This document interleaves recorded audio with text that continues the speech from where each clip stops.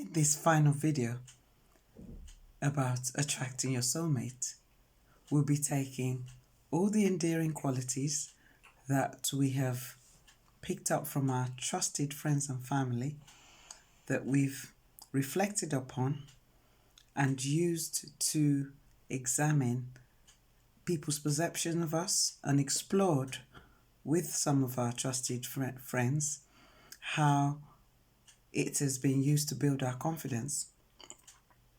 We will now bring it all together to try to chart out the portrait of our potential soulmate. So stay with me because you'll still have one more assignment to do, and that will be to look at the physical, emotional, and spiritual qualities that you would like in a soulmate. I would suggest that you think about at least 10 characteristics and prioritize them as to which ones are non-negotiable and those that are negotiable. For example, physical attributes. Height is really non-negotiable because you can't change your height, but the size of a person is negotiable because you can choose to lose weight or not to lose weight. Do you get my gist? So be very sensitive not to kind of be very dogmatic about things that are really quite negotiable. Think also about whether you want to date somebody from your same cultural background or from a different cultural background.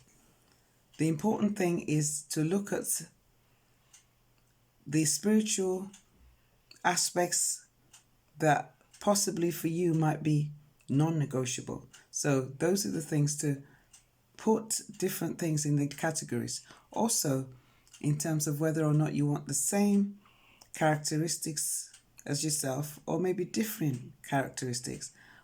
My husband and I, for example, we're opposites.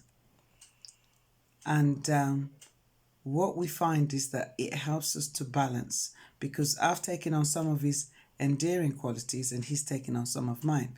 So it makes for a more equitable relationship. And what you do with this is to help you to ensure that you're basing your choices on a soulmate on things that are important for the long haul.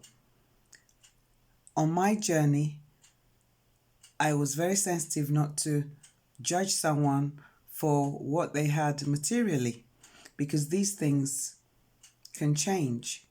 I was homeless at one point, but then later on, I got myself back on track.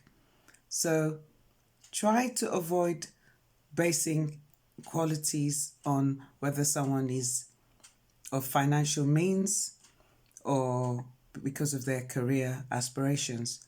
Try to focus more on their true character.